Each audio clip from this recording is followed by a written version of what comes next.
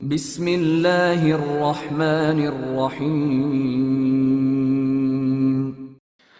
Zero land کی تلاش، مصنف ابن صفی، عمران سیریز۔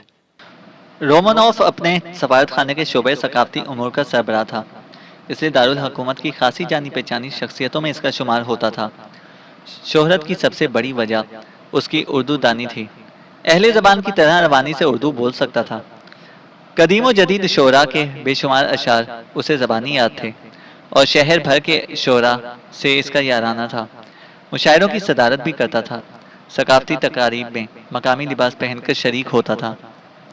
آج وہ ایک ادبی انجمن کی ماہانہ نشست میں مدعو تھا، شاید اسی کی وجہ سے پورا ہال بھر گیا تھا، ورنہ اس انجمن کی عام ادبی نشستوں میں 20-22 افراد سے زیادہ کی شرکت نہیں ہوا کرتی تھی۔ انجمن کے ممبروں میں سبھی رومانوف کے جانے پہچانے لوگ تھے، لیکن آج کی نشست کے شرکاء میں ایک نیا نام نظر آیا۔ ہماری ایک نئی ممبر سمینا سالومن، سیکرٹری نے اسے بتایا، شاعرہ ہیں، بڑی پیاری پیاری نظمیں لکھتی ہیں۔ مجھے افسوس ہے، رومانوف نے پردرد لہجے میں کہا۔ میں نہیں سمجھا کامریڈ۔ اردو کو بھی آخر یہ روگ لگ ہی گیا ہے۔ سیکرٹری اس طرح مسکرایا جیسے وہ اول درجے کا گھامڑ ہو، لیکن اس کی بات سن کر اخلاقاً مسکرانا ہی چاہیے۔ اتفاقاً کارروائی کا آغاز سمینا سالومن کے تعارف سے ہوا، اور پھر وہ اپنی نظم سنانے لگی۔ اور اب میرا کتا اپنی دم روشنائی میں ڈبو کر میرے شوہر کی پشت پر میرے ٹیلی فون نمبر لکھ رہا ہے، ٹیلی فون نمبر جن کی ابتدا 0 ہے اور انتہا خدا جانے۔ ابھی تو 5واں ہندسہ چل رہا ہے، زندگی کتے کی دم ہو کر رہ گئی ہے جو کبھی سیدھی نہیں ہوگی۔ فون کا ڈائل گھومتا رہے گا اور ہندسے کبھی ختم نہیں ہوں گے، کیونکہ ابتدا بھی 0 ہے اور شاید انتہا بھی 0، لیکن یہ بیچ کے ہندسے میرا سر چکرا رہا ہے۔ خدا حافظ۔ نظم کے اختتام پر خاصی واہ واہ ہوئی، لیکن رومانوف برا سا منہ بنائے بیٹھا رہا۔ اس کے بعد نظم کا پوسٹ مارٹم شروع ہوا، اور بات کلوپترا سے شروع ہو کر پہلی خلاباز کتیا لائکا تک پہنچ گئی، لیکن نظری نظم جہاں تھی وہیں رہی۔ اس دوران میں رومانوف نے بھی کچھ کہا، اور سمینا سالومن صرف اسی کے سر ہو گئی تھی۔ فن عوام کے لیے ہوتا ہے، رومانوف نے کہا، لیکن کیا یہ دونوں چیزیں عوام کے پلے پڑتی ہیں؟ فن صرف ان کے لیے ہوتا ہے جو اسے سمجھ سکیں، اس میں عوام و خواص کی تخصیص نہیں ہوتی۔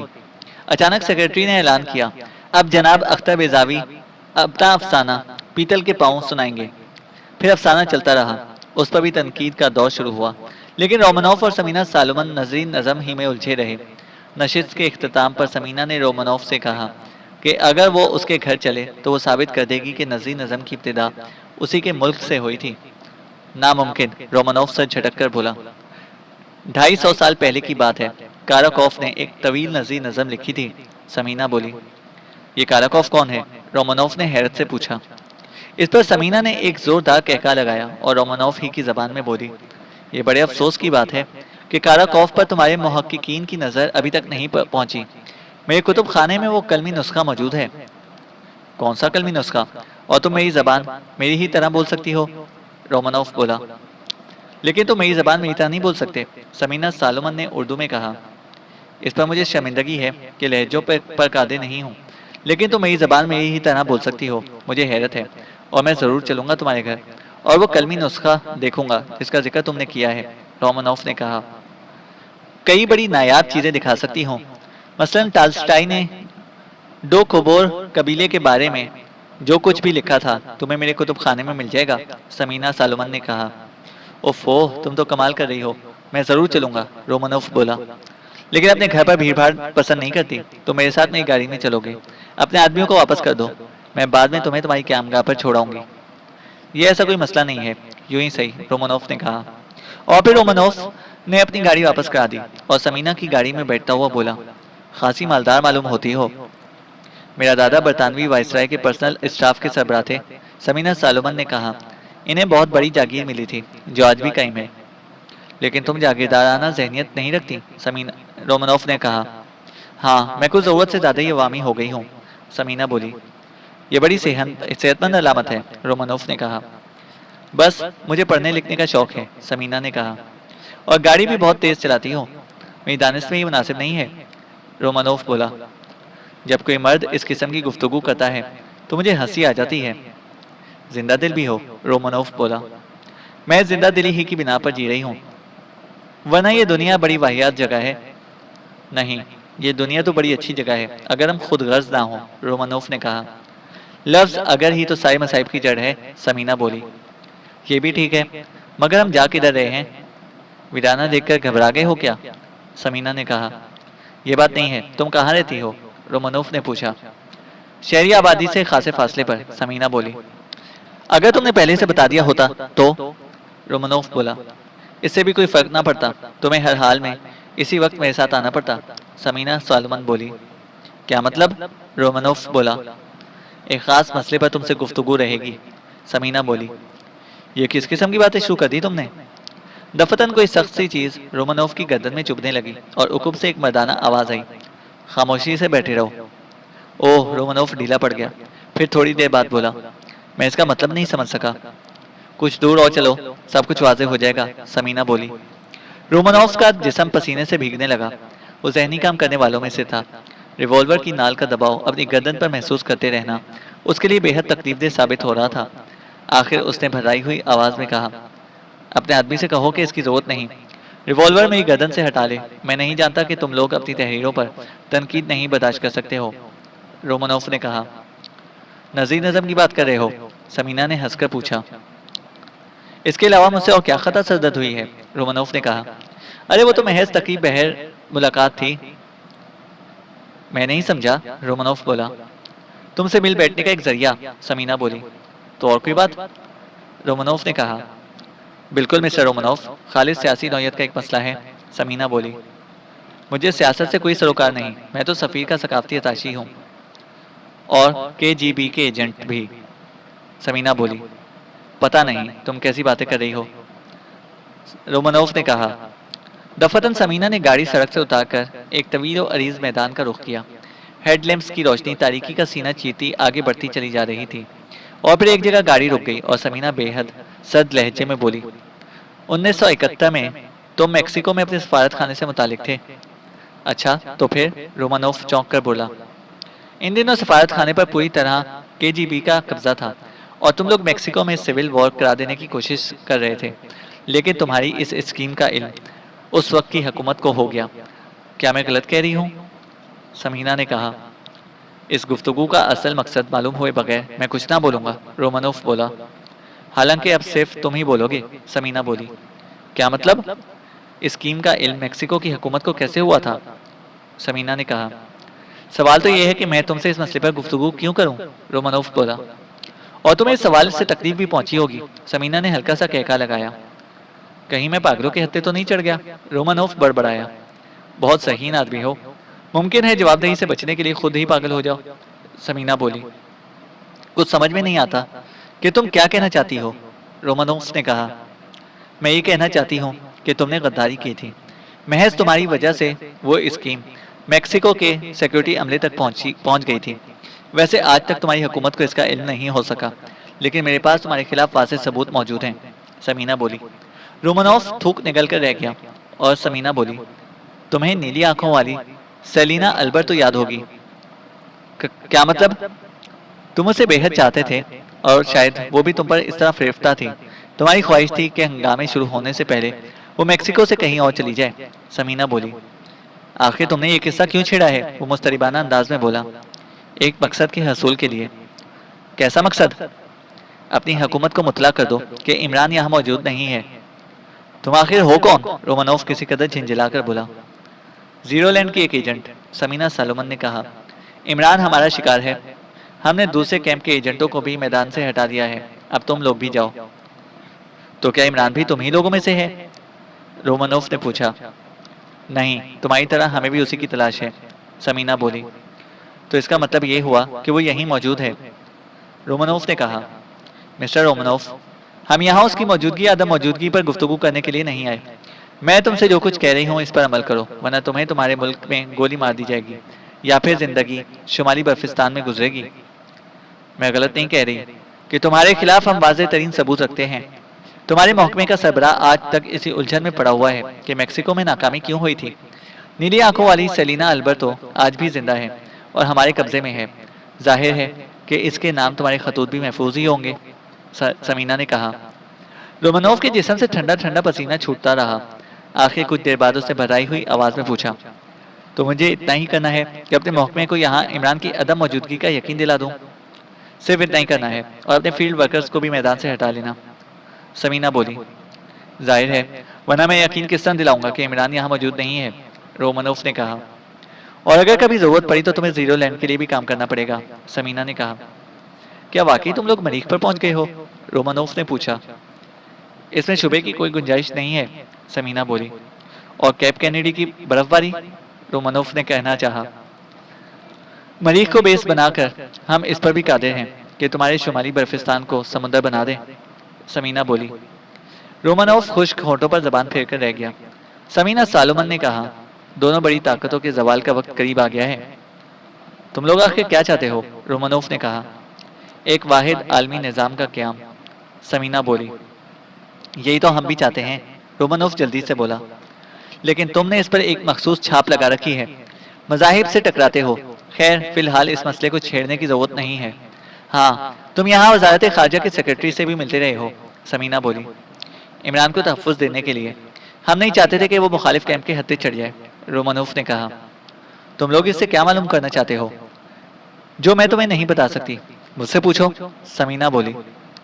میں نہیں جانتا کہ ہائی کمانڈ عمران کو کیوں تحفظ دینا چاہتی ہے، رومانوف بولا۔ اچھی بات ہے، تو تم اسے اچھی طرح یاد رکھنا کہ اب تمہیں کیا کرنا ہے، سمینا نے کہا۔ میں یاد رکھوں گا، رومانوف نے مردہ لہجے میں کہا۔ تمہارے مستقبل کے لیے یہی بہتر ہوگا، سمینا بولی۔ ہاں، تو اب تمہیں کہاں چھوڑ دیا جائے؟ میں اپنی قیامگاہ پر جانا چاہتا ہوں، رومانوف نے کہا۔ سمینا نے انجن اسٹارٹ کر کے گاڑی دوبارہ سڑک کی طرف موڑ دی۔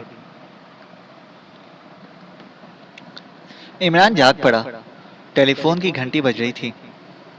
لیٹے ہی لیٹے ہاتھ بڑھا کر ریسیور اٹھایا۔ دوسری طرف سے بلیک زیرو کی آواز آئی۔ رات کے 3 بجے ہیں، لیکن ضروری معلوم ہوا کہ آپ کو فوری طور پر اطلاع دی جائے۔ کیا بات ہے؟ اس کا نام سمینا سالومن ہے۔ آج رات اس نے ادبی انجمن میں اپنی نظری نظم سنائی تھی۔ رومانوف بھی وہاں موجود تھا۔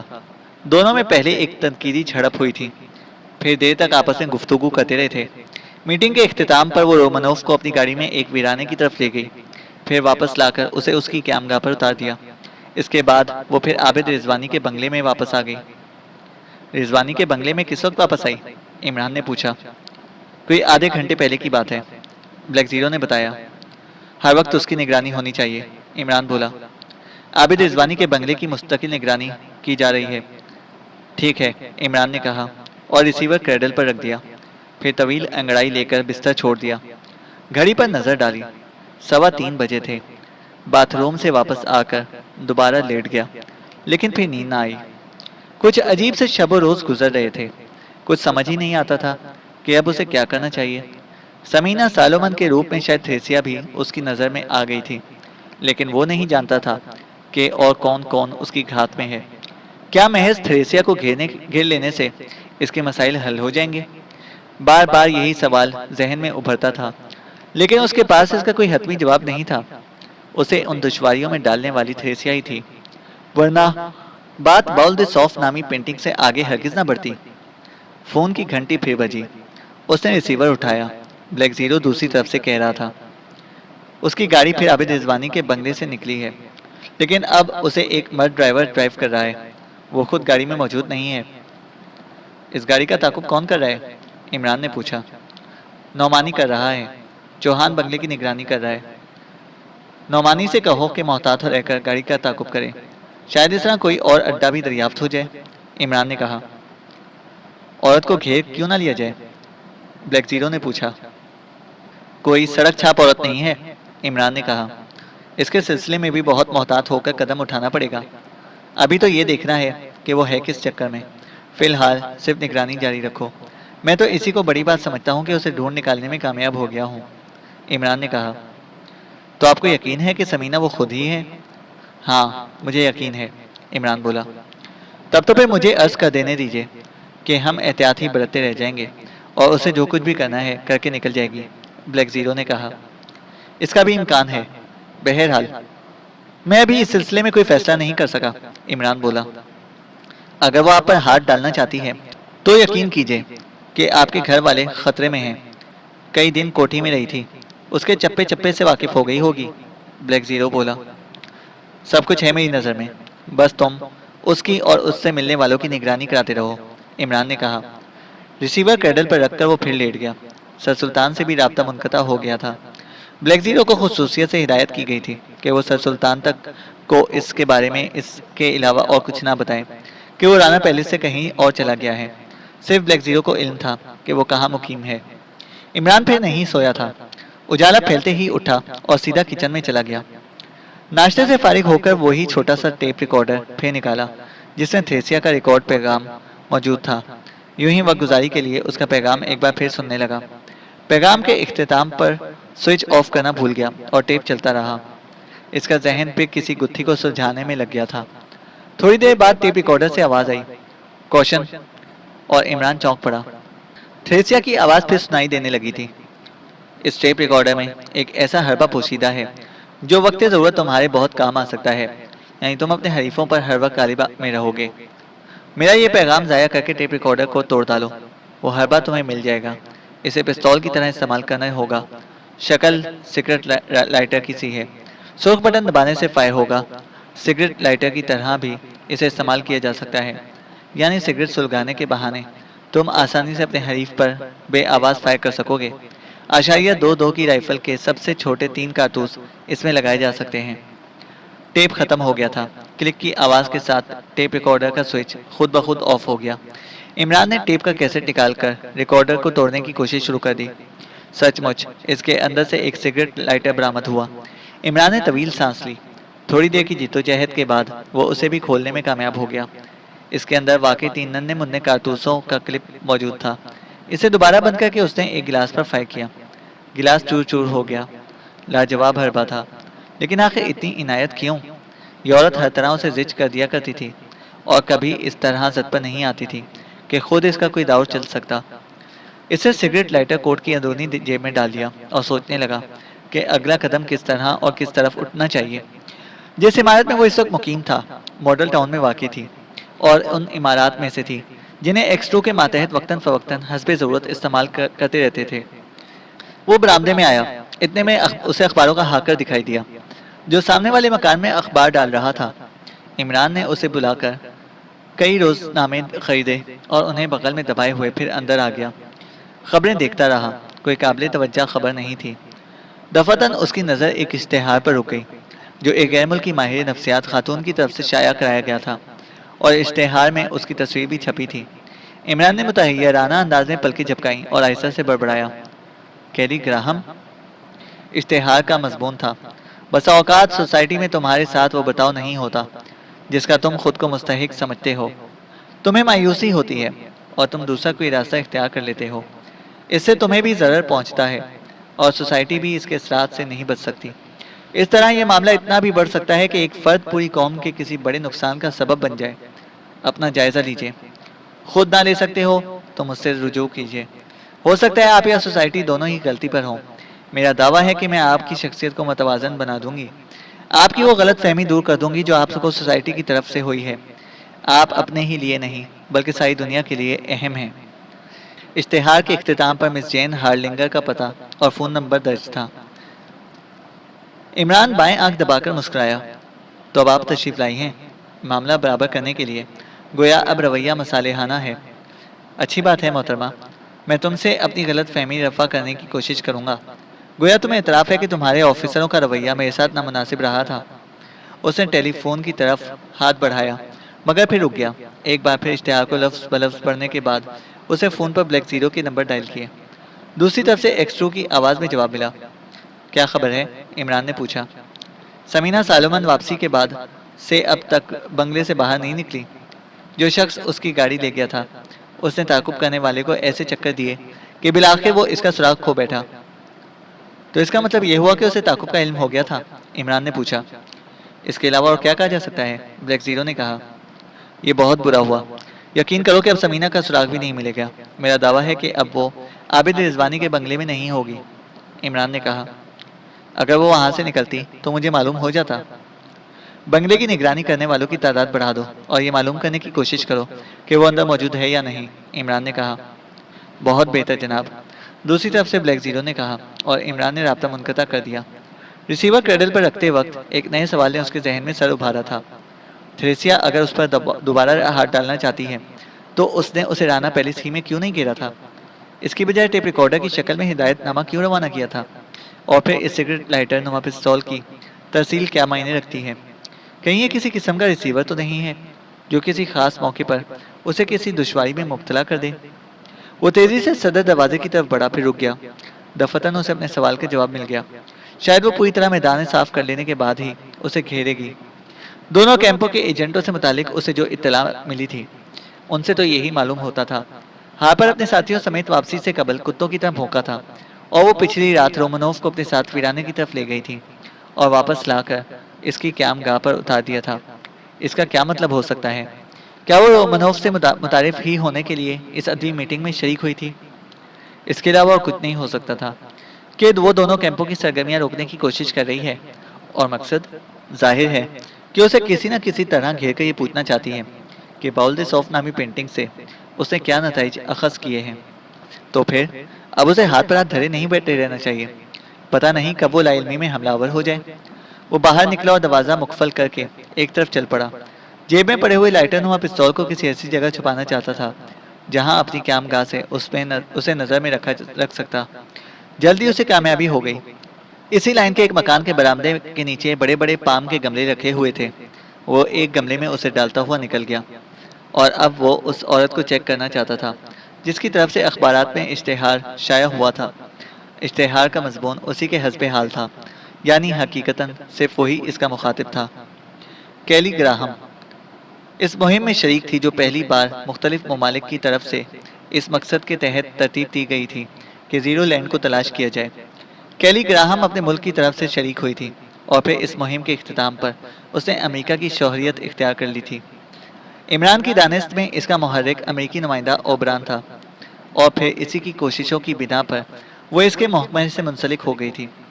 بہت ذہین اور چالاک عورت تھی، عام طور پر دوسرے ممالک کے سیکرٹ ایجنٹوں میں زہر کی پڑیا کے نام سے یاد کی جاتی تھی، لیکن اس مہم کے دوران میں عمران نے بھی اس کے چھکے چھڑا دیے تھے، اور وہ شدت سے اس کی صلاحیتوں کی معترف تھی۔ عمران اسی سے متعلق سوچتا ہوا اس جگہ تک آیا جہاں سے ٹیکسیاں ملتی تھیں۔ تھریسیا کے سلسلے میں تو وہ مایوس ہو چکا تھا، اگر وہی سمینہ سالومن کے روپ میں عابد رضوانی کے ساتھ مقیم تھی، کیونکہ اس کے کسی ساتھی کو اس کا علم ہو گیا تھا کہ اس کا تعاقب کیا جا رہا ہے۔ اسے یقینی طور پر تھریسیا کو اس سے مطلع کیا ہوگا، اور اب وہ عابد رضوانی کے بنگلے میں ہرگز نہ ہوگی۔ ٹیکسیوں کے اڈے پر پہنچ کر اس نے ایک ٹیکسی ڈرائیور سے غیر معین مدت کے لیے ٹیکسی انگیج کرنے کی بات کی، اور اسی کی شرائط پر راضی ہو گیا۔ اشتہار والے پتے پر پہنچنے میں 20 منٹ لگے تھے۔ سڑکوں پر اس وقت ٹریفک کا ازدحام تھا، ورنہ راستہ 10 منٹ سے زیادہ کا نہیں تھا۔ عمران ٹیکسی سے اتر کر عمارت کی طرف بڑھا ہی تھا کہ کیلی گراہم صدر دروازے سے برآمد ہوتی دکھائی دی، لیکن وہ تنہا نہیں تھی۔ ایک سفید فام مرد اس کے ساتھ چل رہا تھا، اور دوسرا دونوں کے عقب میں تھا۔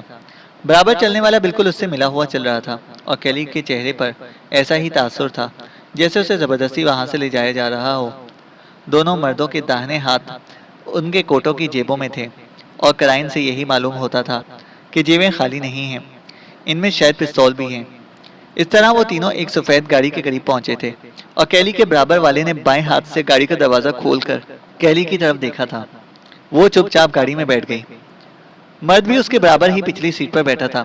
عقب میں چلنے والے نے اگلا دروازہ کھول کر ڈرائیونگ سیٹ سنبھال لی۔ عمران تیزی سے ٹیکسی کی طرف پلٹ گیا، اور اگلی سیٹ کا دروازہ کھول کر ڈرائیور کے برابر ہی بیٹھتا ہوا بولا، اس سفید گاڑی کے پیچھے چلنا ہے، خواہ وہ کہیں جائے۔ بہت اچھا صاحب، کوئی گڑبڑ تو نہیں ہے؟ ڈرائیور بولا۔ تم سمجھدار آدمی معلوم ہوتے ہو، اس لیے بولا صاحب، بعد میں پولیس والا تنگ کرتا ہے۔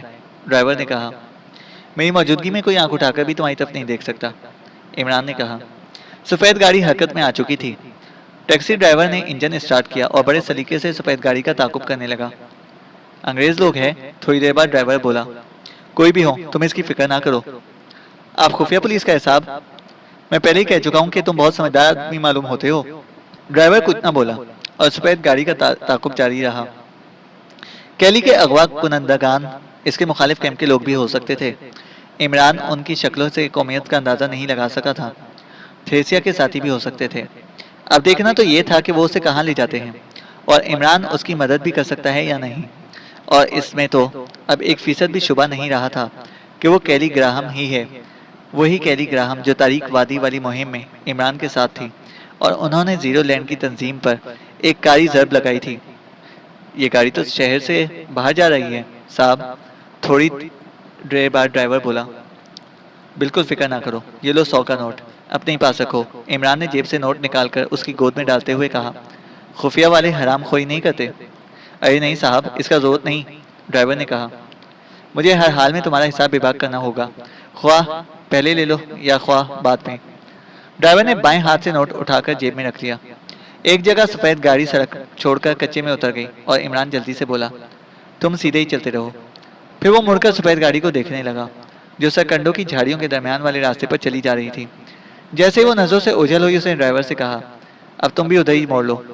ڈرائیور نے یو ٹرن لیا اور سرکنڈوں کی جھاڑیوں کے درمیان والے راستے کے قریب پہنچ کر رفتار کم کر دی۔ ٹھیک ہے، عمران بولا، اب اسی راستے پر اتر چلو، لیکن رفتار کم ہی رکھنا۔ میں سمجھ گیا ہوں کہ وہ گاڑی کہاں جا رہی ہے، ہو سکتا ہے تمہیں پیچھے ہی چھوڑ کر وہاں تک مجھے پیدل جانا پڑے، لیکن تم وہیں رک کر میری واپسی کا منتظر رہو گے۔ بے فکر رہو صاحب، جو بولے گا وہی ہوگا، ڈرائیور نے کہا۔ راستہ سیدھا نہیں تھا، اس لیے سفید گاڑی بھی ابھی تک دکھائی نہیں دی تھی۔ آخر ایک جگہ عمران نے اس سے گاڑی روک دینے کو کہا اور بولا، بس تم یہیں رکے رہنا۔ بہت اچھا صاحب، ڈرائیور بولا۔ لیکن عمران راستے پر چلنے کی بجائے جھاڑیوں میں گھس پڑا۔ اسے علم تھا کہ اس طرف صرف ایک ہی چھوٹی عمارت موجود ہے جو ایک زرعی فارم سے تعلق رکھتی ہے، اور وہ جانتا ہے کہ گاڑی والا راستہ ترک کر دینے کے باوجود بھی کسی طرح اس تک پہنچ سکتا ہے۔ سرکنڈوں کی جھاڑیوں میں کئی جگہ جسم پر خراشیں بھی آئیں، لیکن وہ چلتا رہا اور بالآخر اس عمارت کے قریب پہنچ ہی گیا، لیکن ایسی پوزیشن میں تھا کہ اسے عمارت سے نہیں دیکھا جا سکتا تھا۔ سفید گاڑی عمارت کے قریب کھڑی نظر آئی اور عمران عمارت کے عقب میں پہنچنے کی کوشش کرنے لگا۔ اس میں ذرا بھی دشواری پیش نہ آئی۔ کھیتوں میں دور دور تک سناٹا تھا، اس لیے عمارت کے عقب میں پہنچ کر وہ سیدھا کھڑا ہو گیا۔ سرخ اینٹوں سے بنی ہوئی ایک پرانی عمارت تھی۔ عمران اسی طرف سے چھت پر پہنچنے کی کوشش کرنے لگا۔ دیوار کی بعض اینٹوں کے کچھ حصے شوریت کی نظر ہو گئے تھے۔ ایسی ہی جگہوں پر پنجے ٹکانے کی گنجائش نکل آئی تھی، اور تھوڑی سی جدوجہد کے بعد چھت پر پہنچ گیا۔ دیسی طرز کی عمارت تھی، صحن میں پہنچنے کے لیے زینے موجود تھے۔ عمران نے پہلے سنگن لی، صحن یا دالان میں کوئی موجود نہیں تھا۔ دالان کے بعد کمرے تھے، اور شاید انہی کمروں میں سے کسی میں وہ اسے لے کر گئے تھے۔ عمران بڑی احتیاط سے نیچے اتر کر دالان میں داخل ہوا ہی تھا کہ اسے کیلی گراہم کی آواز سنی۔ تم لوگ کسی غلط فہمی میں مبتلا ہو، واپس چلو، میں تمہیں اپنے کاغذات دکھاؤں گی۔ میرا نام جین ہارلنگر ہے اور میں مغربی جرمنی کی باشندہ ہوں۔ یہ قطعی غلط ہے، تمہارا نام کیلی گراہم ہے۔ پہلے تم مغربی جرمنی کے لیے کام کرتی رہی تھی اور اب امریکی اوورسیز سیکرٹ سروس سے متعلق ہو، کوئی مرد بولا۔ غلط فہمی، خالص غلط فہمی۔ ہو سکتا ہے جس کا تم نام لے رہے ہو وہ مجھ سے کسی قدر مشابہ ہو، ایسا بھی ہو سکتا ہے، لیکن یہاں ایسی کوئی بات نہیں ہے، مرد کی آواز آئی۔ شکلوں میں مشابہت ہو سکتی ہے، لیکن یہ قطعی ناممکن ہے کہ دو افراد کے فنگر پرنٹس بھی مماثلت رکھتے ہوں۔ تمہارا پورا ریکارڈ فنگر پرنٹس سمیت ہمارے پاس موجود ہے۔ تم لوگ آخر ہو کون؟ کیلی گراہم کی آواز آئی۔ ہم کوئی بھی ہوں، تمہیں اس سے سروکار نہیں ہونا چاہیے۔ زندگی عزیز ہے تو ہمارے سوالات کے صحیح جوابات دینے کی کوشش کرو۔ اس کے بعد کیا ہوگا؟ کیلی گراہم نے پوچھا۔ اس کا انحصار تمہارے جوابات پر ہوگا۔ پوچھو، کیا پوچھنا چاہتے ہو؟ لیکن میں نے ابھی اس سے انکار نہیں کیا کہ میرا نام جین ہارلنگر ہے۔ تم اسپین میں اپنے سفارت خانے سے متعلق تھی، یہاں کیوں آئی ہو؟ مرد نے پوچھا۔ میں نے آج تک اسپین کی شکل بھی نہیں دیکھی۔ میرے کاغذات تمہیں بتائیں گے کہ میں ہالینڈ سے آئی ہوں۔ ہم جانتے ہیں کہ وہ کاغذات کیسے ہیں۔ عمران سوچا تھا کہ کہیں وہ تشدد پر نہ اتر آئیں۔ دونوں مسلح ہیں۔ جس کمرے سے آوازیں آ رہی تھیں اس کا دروازہ کھلا ہوا تھا۔ عمران نے بغلی ہولسٹر سے پستول نکالا اور دروازے کی بائیں جانب پہنچ کر رک گیا۔ دونوں مردوں کی پشت دروازے کی جانب تھی۔ ایک کیلی گراہم سے گفتگو کر رہا تھا اور دوسرا اس کی طرف ریوالور تانے خاموش کھڑا تھا۔ ڈراپ دی گن، دفتن، عمران نے گونجیلی آواز میں کہا، اور مسلح آدمی کے ہاتھ سے ریوالور چھٹ کر فرش پر گر گیا۔ اب ہاتھ اوپر اٹھاؤ، عمران نے پھر گڑا کر کہا۔ ان کے ہاتھ بھی اڑ گئے۔ پھر عمران نے آگے بڑھ کر دوسرے آدمی کی جیب سے بھی ریوالور نکال لیا اور کیلی سے کہا کہ وہ فرش پر پڑا ہوا ریوالور اٹھا لے۔ کسی قدر ہچکچاہٹ کے ساتھ اس نے عمران کے مشورے پر عمل کیا۔ اور اب تم دونوں بتاؤ کہ ان خاتون کو کیوں پریشان کر رہے ہو؟ عمران نے ان دونوں کے سامنے پہنچ کر سوال کیا۔ تم کون ہو؟ ایک نے حقارت آمیز لہجے میں پوچھا۔ قانون کا ایک محافظ، عمران نے کہا۔ کس قانون کے تحت بغیر اجازت تم اس مکان میں داخل ہوئے ہو؟ تم کس استحقاق کی بنا پر یہاں نظر آ رہے ہو؟ عمران نے پوچھا۔ ہم فارم کے مالک کے مہمان ہیں اور یہ خاتون ہماری ذمہ داری ہیں، عمران نے کہا۔ تمہارا شناخت نامہ دیکھے بغیر ہم تمہیں قانون کا محافظ تسلیم نہیں کر سکتے، ایک نے کہا۔ اس سے کوئی فرق نہیں پڑے گا کیونکہ تم دونوں بہرحال میرے قابو میں ہو، عمران نے کہا۔ اچانک ان میں سے ایک نے اپنی زندگی کی پرواہ کیے بغیر عمران پر چھلانگ لگائی۔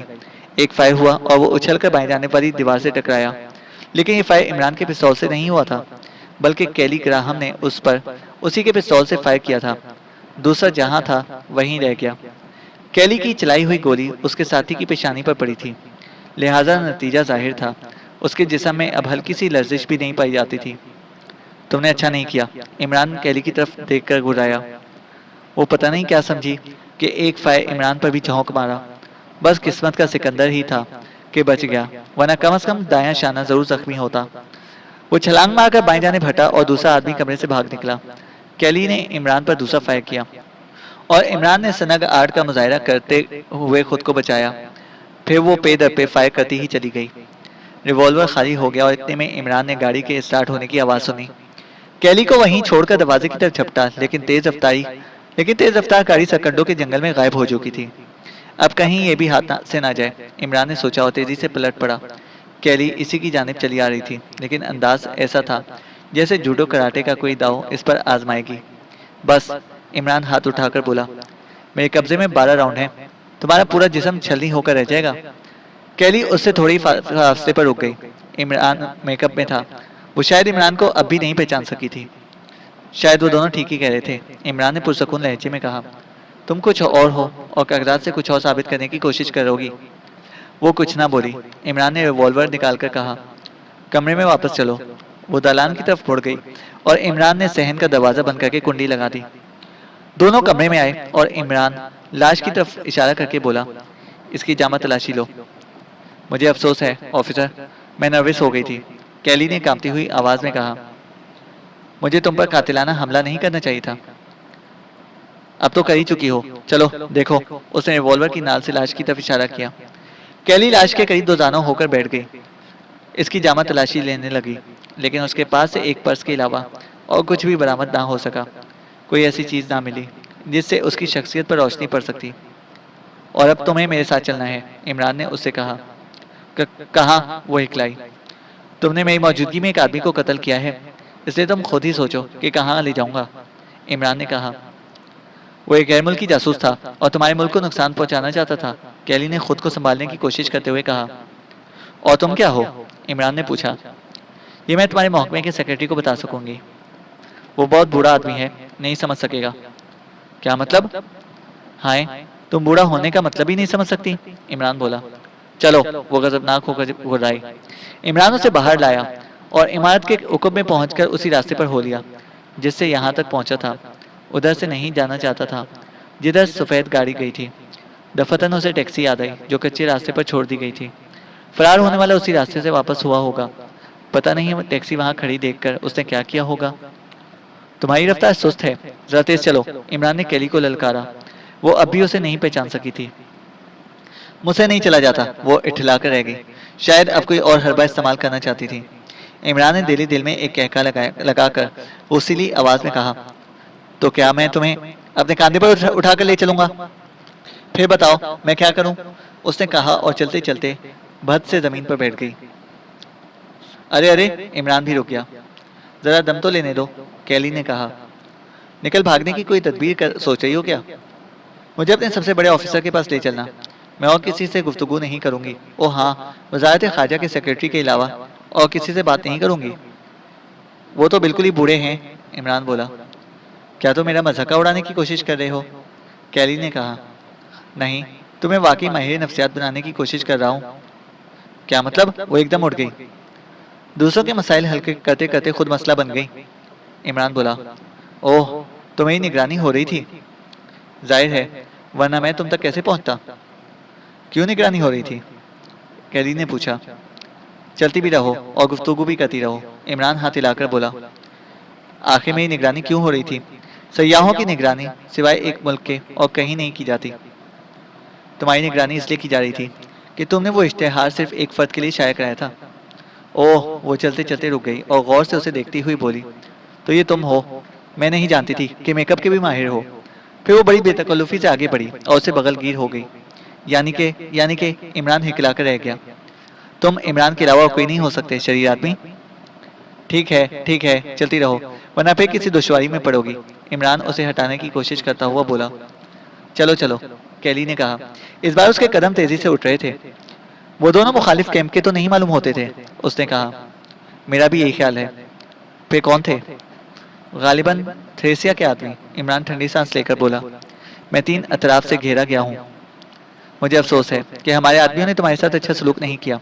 وہ ملٹری انٹیلیجنس کے لوگ تھے، کیلی بولی۔ کوئی بھی رہے ہوں، مجھے اس سے سروکار نہیں، عمران بولا۔ بہرحال میں اپنے محکمے کی طرف سے معذرت کرنے آئی ہوں، کیلی نے کہا۔ اب اس کا کیا فائدہ؟ اب تو میں دشواری میں پڑی گیا ہوں، عمران نے کہا۔ لیکن تم وہاں سے فرار کیوں ہو گئے تھے؟ مجھے میری مرضی کے خلاف کوئی نہیں روک سکتا، عمران نے کہا۔ میں اسپین میں تھی، اچانک اس مشن کی اطلاع ملی۔ تم تصور بھی نہیں کر سکتے کہ مجھے کتنی خوشی ہوئی تھی۔ میں جانتی تھی کہ اشتہار دیکھتے ہی تم مجھ سے ملنے کی کوشش کرو گے، کیلی نے بولی۔ اور ٹھیک اسی وقت تم تک پہنچوں گا جب زیرو لینڈ کے ایجنٹ تمہیں دلچسپی لے رہے ہوں گے، عمران بولا۔ عجیب اتفاق ہے، لیکن وہ لوگ تم سے کیا چاہتے ہیں؟ کیلی نے کہا۔ یہی تو سمجھ میں نہیں آتا۔ تھریسیا ان چاروں کے ساتھ مجھے بھی مریخ پر لے گئی تھی، پھر جس طرح انہیں زمین پر واپس لائی تھی، اسی طرح مجھے بھی نیو یارک پہنچا دیا گیا تھا، لیکن پتہ نہیں کیوں انہیں چھوڑ کر صرف میرے پیچھے پڑ گئی تھی، عمران نے کہا۔ ان مسائل پر اطمینان سے گفتگو ہوگی۔ یہ بتاؤ، کیا اسی طرح چلنا ہوگا؟ کیلی نے پوچھا۔ بس کچھ دور، میں ٹیکسی سے آیا تھا، ایک جگہ اسے رکوا کر پیدل ادھر آیا تھا۔ زندگی کیسی گزر رہی ہے؟ کیلی گراہم بولی۔ پتہ نہیں، میں اس پر کبھی دھیان نہیں دیتا۔ جیسے ہوا چلتی ہے، بارش ہوتی ہے، اسی طرح زندگی بھی بسر ہوتی ہے۔ کتنے بچے ہیں؟ کیلی نے پوچھا۔ بچوں کا پلانٹ لگایا ہی نہیں، عمران بولا۔ یعنی کہ ابھی تک کنوارے ہو؟ کیلی گراہم بولی۔ پتہ نہیں کیا ہوں، کچھ سمجھ میں نہیں آتا، عمران نے کہا۔ ویسے ہی معلوم ہوتے ہو جیسے پہلے تھے۔ کیا خیال ہے، اب تک دم نکل آنی چاہیے تھی، عمران نے کہا۔ نہیں، کسی قدر سنجیدگی ضرور آنی چاہیے تھی، کیلی گراہم بولی۔ تبدیلیاں صرف ان لوگوں میں ہوتی ہیں جنہیں اپنے بارے میں بھی سوچنے کا موقع مل جاتا ہو، عمران نے کہا۔ حقیقت تو یہی ہے، وہ سر ہلا کر بولی۔ اب تم اپنے بچوں کی تعداد بتاؤ، عمران نے پوچھا۔ میں نے بھی ابھی تک شادی نہیں کی، وہ ہنس کر بولی۔ ہمارا پیشہ ان الچھیڑوں کی اجازت کہاں دیتا ہے؟ اوہ، ابھی اور کتنا چلنا پڑے گا؟ بس زیادہ دور نہیں، عمران نے کہا۔ کچھ دیر وہ خاموشی سے چلتے رہے، پھر عمران بولا۔ چلو، میں نے تمہارے محکمے کی طرف سے معذرت قبول کر لی، اس کے بعد اطمینان سے گفتگو ہوگی اس مسئلے پر، کیلی گراہم بولی۔ کیا ابھی کوئی مسئلہ باقی ہے؟ عمران نے پوچھا۔ کیوں نہیں، بہت تیری باتیں ہیں، کیلی گراہم نے کہا۔ وہ ٹیکسی تک پہنچ گئے، لیکن ٹیکسی ڈرائیور کہیں دکھائی نہ دیا۔ وہ ٹیکسی کو مقفل کر کے کسی طرف نکل گیا تھا۔ کیوں، کیا بات ہے؟ کیلی نے پوچھا۔ ٹیکسی ڈرائیور موجود نہیں ہے، انتظار کر لیں گے، اس کے علاوہ کیا ہی کیا جا سکتا ہے؟ میں تصور بھی نہیں کر سکتی تھی کہ تم سے ایسے حالات میں ملاقات ہوگی، لیکن مجھے یقین تھا کہ تم اشتہار دیکھتے ہی میری طرف آؤ گے، کیلی نے کہا۔ اس وقت تمہارا اعتماد یہی کام آیا، کیلی نے خاموش رہی۔ ادھر آ جاؤ، ٹیکسی کے پیچھے، ہمیں راستے پر نہیں کھڑے رہنا چاہیے، عمران نے کیلی کا بازو پکڑ کر دوسری طرف بڑھاتے ہوئے کہا۔ وہ خاموشی سے اس کے ساتھ ادھر چلی گئی۔ کئی منٹ گزر گئے، لیکن ٹیکسی ڈرائیور دکھائی نہ دیا۔ کیا وہ اسے بھی لے گیا ہے؟ عمران بڑبڑایا۔ کون کسے لے گیا ہے؟ کیلی چونک کر بولی۔ مفرور، ٹیکسی ڈرائیور کو، عمران کچھ سوچتا ہوا بولا، اس خیال سے کہ کہیں اسے راستے میں نہ جالوں۔ ممکن ہے، تو پھر اب کیا ہوگا؟ میرا خیال ہے کہ ہم شہر سے کسی طویل فاصلے پر ہیں۔ تمہارا خیال درست ہے، کہیں اسے ٹیکسی ڈرائیور کو ختم ہی نہ کر دیا ہو، کیلی نے پرتشویش لہجے میں کہا۔ اس کا بھی امکان ہے، آؤ دیکھیں، عمران نے کہا اور اسی کی جانب جھاڑیوں میں گھستا چلا گیا۔ کیلی اس کے پیچھے تھی۔ دفتن عمران رک گیا۔ ایک جگہ جو 2 انسانی پیر دکھائی دیے۔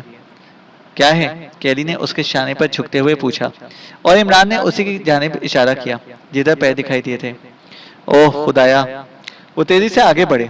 ٹیکسی ڈرائیور اوندا پڑا ہوا تھا لیکن مردہ نہیں تھا۔ جسم پر کوئی زخم بھی دکھائی نہ دیا۔ گہری گہری سانسیں لے رہا تھا۔ اسے شاید بے ہوش کر کے یہاں ڈالا گیا ہے، عمران بولا۔ عمران نے تیزی سے اس کی جمع تلاشی لے ڈالی۔ گاڑی کی کنجی اس کی جیب سے برآمد ہوئی تھی۔ پرس میں رقم بھی موجود تھی۔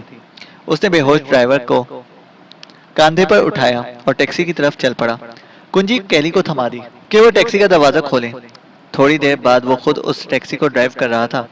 کیلی اسی کے ساتھ اگلی سیٹ پر بیٹھی اور بے ہوش ڈرائیور کو پچھلی سیٹ پر پڑا ہوا تھا۔ جلدی میں وہ ہمیں اپنے تعاقب سے باز رکھنے کے لیے اتنا ہی کر سکا ہوگا، عمران طویل سانس لے کر بولا۔ میں سوچ بھی نہیں سکتی تھی کہ زیرو لینڈ کے ایجنٹ یہاں اس طرح مصروف عمل ہوں گے، کیلی نے کہا۔ انہوں نے دونوں کیمپوں کے ایجنٹوں کو میدان چھوڑنے پر مجبور کر دیا ہے۔ اپنے آدمیوں کا حشر تو تمہیں معلوم ہی ہوگا۔ یہاں آ کر معلوم ہوا ہے، کیلی بولی۔ میرا خیال ہے وہ سچ میں تھریسیا ہی تھی جس نے میرے فلیٹ میں تمہارے آدمیوں کی مرمت کی تھی۔ میری سمجھ میں نہیں آتا کہ صرف تم ہی اتنے اہم کیوں ہو گئے ہو جبکہ وہ چاروں اپنی جگہوں پر مطمئن بیٹھے ہیں۔ یہی تو سمجھ میں نہیں آتا۔ زیرو لینڈ کے ایجنٹ اندھیرے کے تیر ہیں، لہٰذا مجھے کیا کرنا چاہیے؟ وہ جگہ چھوڑ دو جہاں تمہارا قیام ہے۔ میرا سامان وہیں موجود ہے، اس کی فکر نہ کرو، وہ وہاں سے منگوا لیا جائے گا۔ لیکن اگر تم تھریسیا کے ہتھے چڑھ گئیں تو یہ بہت برا ہوگا، عمران نے کہا۔ میں چاہتی ہوں کہ کبھی اس سے دو بدو ہونے کا موقع مل جائے، کیلی نے کہا۔ عمران کچھ نہ بولا۔ اتنے میں پچھلی سیٹ سے ٹیکسی ڈرائیور کی کراہ سنائی دی اور کیلی مڑ کر اسے دیکھنے لگی۔ شاید یہ ہوش میں آ رہا ہے، وہ آہستہ سے بولی۔ گاڑی کچے راستے سے اب سڑک پر نکل آئی تھی۔ عمران نے رفتار کم کر دی اور سڑک کے کنارے روک کر انجن بند کر دیا اور خود بھی مڑ کر ٹیکسی ڈرائیور کو دیکھنے لگا۔ پھر وہ سیٹ کے نیچے گر ہی گیا ہوتا اگر عمران نے ہاتھ بڑھا کر اسے سہارا نہ دیا ہوتا۔ دفتن اس نے آنکھیں کھول دیں اور پھر ہڑبڑا کر اٹھ بیٹھا۔ یہ کیا چکر ہے صاحب؟ وہ بھرائی ہوئی آواز میں بولا۔ میں کیا بتاؤں؟ عمران اسے غور سے دیکھتے ہوئے کہا۔